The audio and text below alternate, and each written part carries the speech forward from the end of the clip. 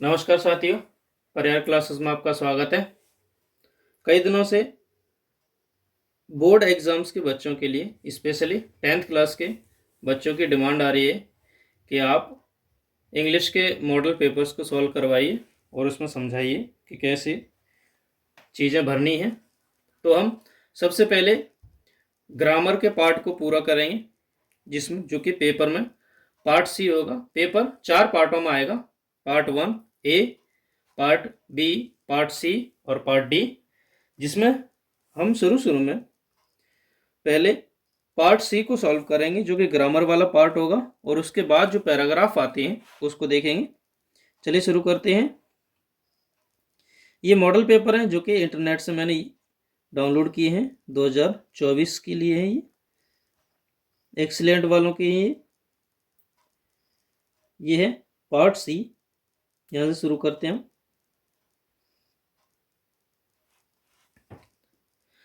तो सबसे पहले हैं फिल इन द ब्लैंक्स।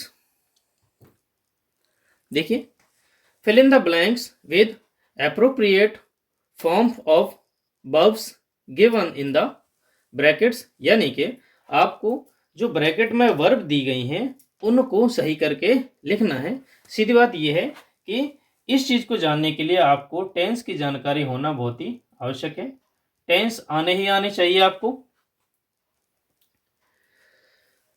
चलिए देखते हैं, हम डायरेक्टली देखते हैं। आप 10th क्लास के बच्चे हैं तो आपको कम से कम टेंस तो आने ही चाहिए। हम साथ साथ सभी टेंसों को पढ़ लेंगे, तो टेंशन लेने की कोई जरूरत नहीं है। तो देखते हैं पहला, इट्स वेरी हॉट, या तो इट्स वेरी हॉट कह सकते हैं या it is very hot full stop I on the AC. I on the AC, और यहां पर लिखा है टर्न। तो टर्न की ऐसी कौन सी फॉर्म भरनी है जो कि इसमें सही हो? तो आपको ध्यान देना चाहिए कि वह इट्स वेरी हॉट, अभी बहुत गर्मी है। आपको फीलिंग समझनी होगी कि कहना क्या चाहता है कि अभी बहुत गर्मी है, इसलिए I turn on the AC, इसलिए मैं एसी की तरफ घूम गया, या मैंने एसी को चालू कर दिया, कुछ भी हो सकता है।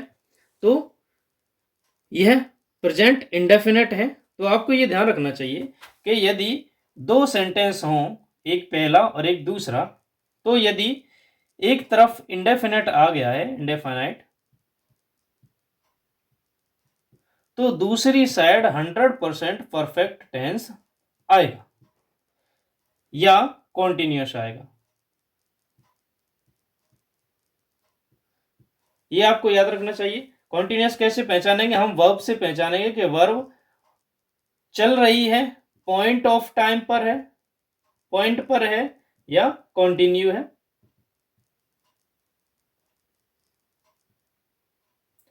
ठीक है, तो यहां पर काम खत्म हो चुका है, लेकिन तो कॉन्टिन्यू तो है नहीं, इसका मतलब वह कौन है? पॉइंट ऑफ टाइम है, और पॉइंट ऑफ टाइम हमेशा परफेक्ट में आता है। और हम ये ध्यान देना चाहिए कि इट इज, ये इट्स लिखा है ना, इसका मतलब ये है कि यहाँ पे क्या लिखा हुआ है? It is. तो इज किस में आता है? प्रेजेंट में।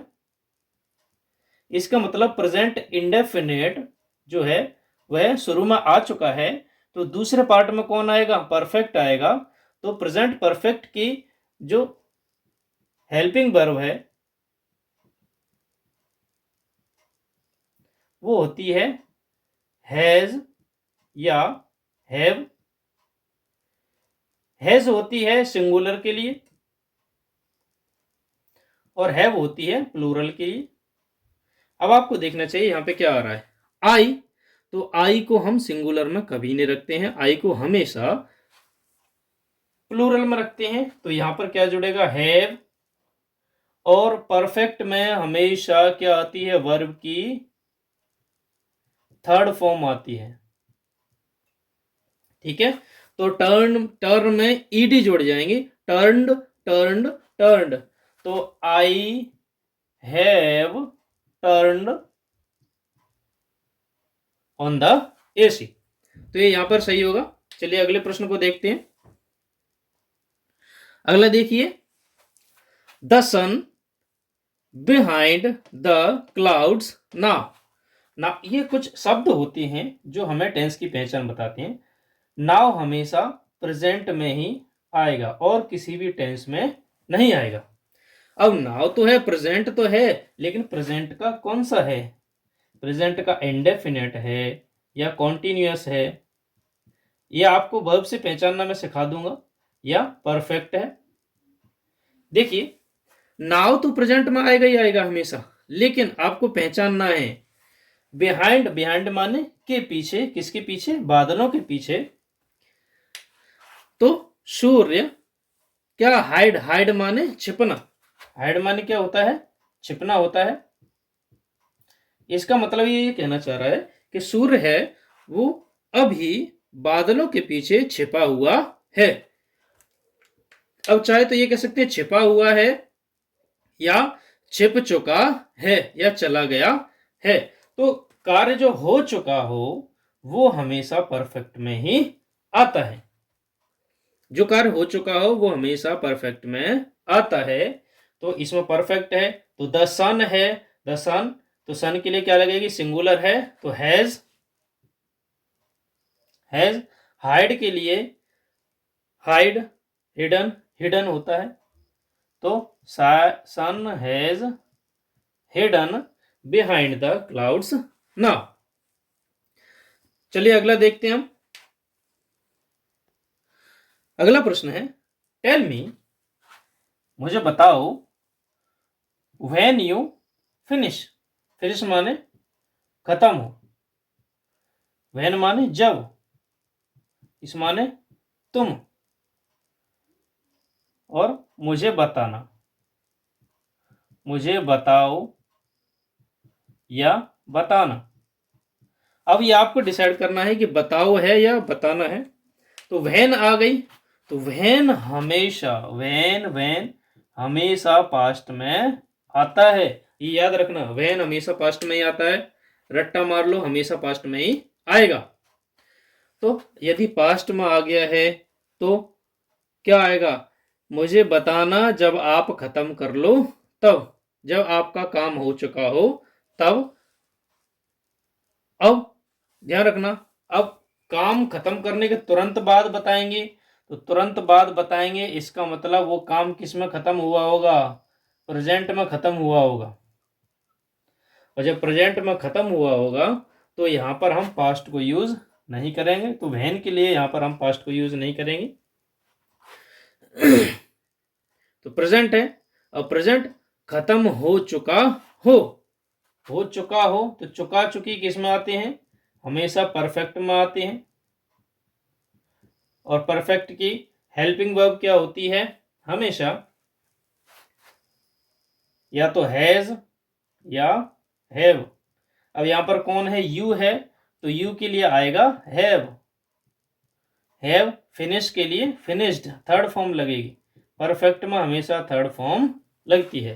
तो tell me when you have finished, मुझे बताना जब तुम खत्म कर लो तब, या जब खत्म हो जाए तब तुम मुझे बताना। इसका अर्थ ये हो गया। तो यहाँ पे हैव फिनिश्ड लगेगी। टेंसों के नियम लिखते रहा कीजिए साथ के साथ में।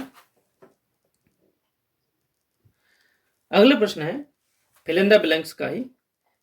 सी cooked food, see cooked food and fill in the blank it to her childrens. Serve माने परोसना, ये सर्व लिखा हुआ है यहाँ पर, शायद दिखाई नहीं दिया हो तो सर्व लिखा हुआ है। सर्व माने होता है परोसना।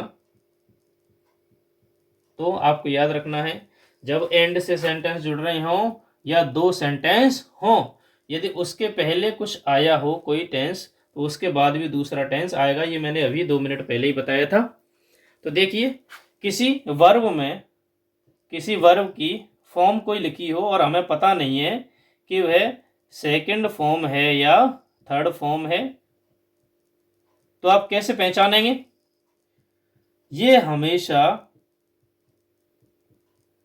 अकेली आएगी, अकेली होगी।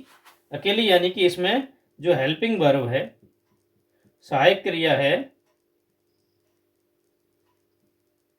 वो नहीं होगी, और third form always helping verb के साथ आएगी। ध्यान रखना, थर्ड फॉर्म के साथ हमेशा हेल्पिंग वर्ब कोई ना कोई होगी, और सेकंड फॉर्म के साथ कभी भी हेल्पिंग वर्ब नहीं होगी। अब यहाँ पर कुक लिखा हुआ है, कुकड लिखा हुआ है, क्या इसके पीछे कुछ सहायक क्रिया है या आगे पीछे कोई सहायक क्रिया है? नहीं है। तो सेकंड फॉर्म केवल एक ही टेंस है आपकी इंग्लिश में, वो कौन सा है? सेकंड फॉर्म केवल पास्ट के इंडेफिनेट में आती है, इंडेफिनेट में आती है। ये या रट्टा मार लेना, जो सेकंड फॉर्म होगी वो हमेशा पास्ट के इंडेफिनेट में आता है। तो मैंने ये कहा था अभी 2 मिनट पहले कि यदि एक तरफ इंडेफिनेट आए तो दूसरी तरफ कौन सा टेंस आएगा? परफेक्ट आएगा। ठीक है, किसका परफेक्ट आएगा? तो आगे पास्ट का इंडेफिनेट है तो यहां पर भी पास्ट का परफेक्ट ही आएगा, और पास्ट के परफेक्ट की हेल्पिंग वर्ब होती है हेड। ठीक है, हेड प्लस वर्ब की कौन सी फॉर्म आएगी? थर्ड फॉर्म आएगी परफेक्ट में। देखिए यहाँ पे थर्ड फॉर्म हमेशा किस में आती है? परफेक्ट में आती है, तो यहाँ पे थर्ड फॉर्म भी आएगी। तो सर्व की हो जाएगी सर्व्ड, ईडी जुड़ जाती है, तो ई तो है ही, डी जुड़ जाएगी इसमें, सेकंड में भी और थर्ड में भी। तो थर्ड फॉर्म में यहाँ के लगे, तो she cooked food and served, SERVED, served into her childrens. चलिए अगले सवालों को देखते हैं। हमारे आगे के मॉडल पेपर में ये फिल इन द ब्लैंक्स फिर से हैं, उसे भी देखते हैं।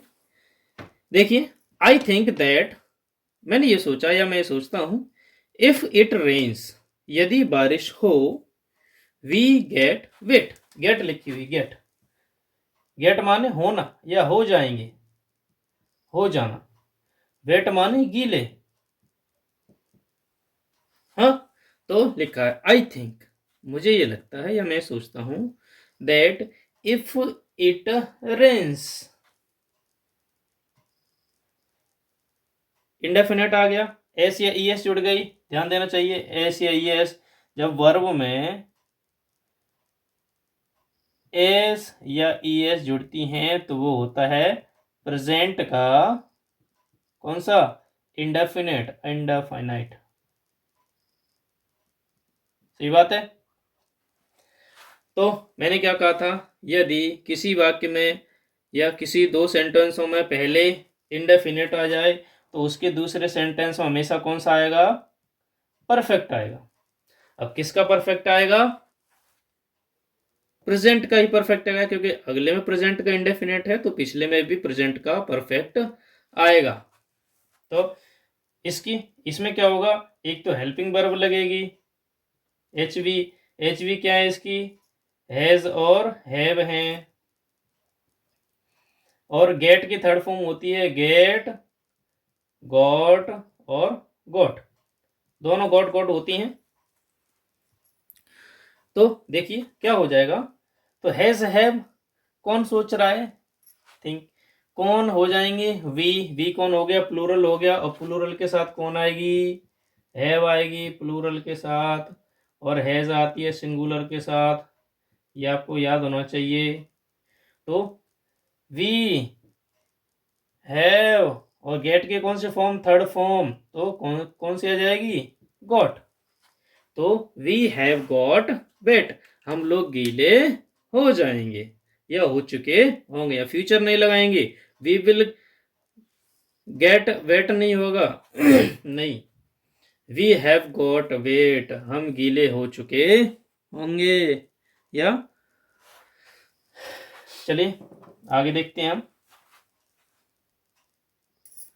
अगला प्रश्न है, my uncle seldom a hate. तो ये जो सेल्डम शब्द हो गए, ऐसी हो गई, तो ये हमेशा प्रेजेंट के इंडेफिनेट में आते हैं। ठीक है, तो इसमें सोचने वाली कोई बात नहीं है, ऐसे शब्दों को देख करके आप वियर, तो प्रेजेंट इंडेफिनिट की क्या होती है? इसमें एस या ईएस जोड़ते हैं सिंपल सेंटेंस में, और नेगेटिव में और इंटेरोगेटिव में डू या डज जोड़ते हैं। तो ये नेगेटिव तो है नहीं, तो एस या S जुड़ेगी।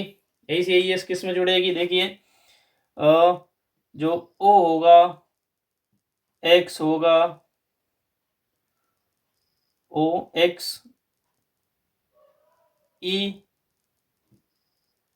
Double S, S H, C H, जिनके लास्ट में ये 6 शब्द लिखे होंगे, ई नहीं, ई को हटा दीजिए, ई नहीं होगा, ये 5 होंगे, उनमें तो ई एस जुड़ेगा और सभी में एस जुड़ेगा। तो देखिए वियर लिखा हुआ है, तो वियर में एस जुड़ेगा, ये ए एस जुड़ेगा, तो आर है लास्ट में तो एस ही जुड़ेगा, तो केवल WARS वियर्स लग जाएगी, प्रेजेंट का इंडेफिनिट हो जाएगा।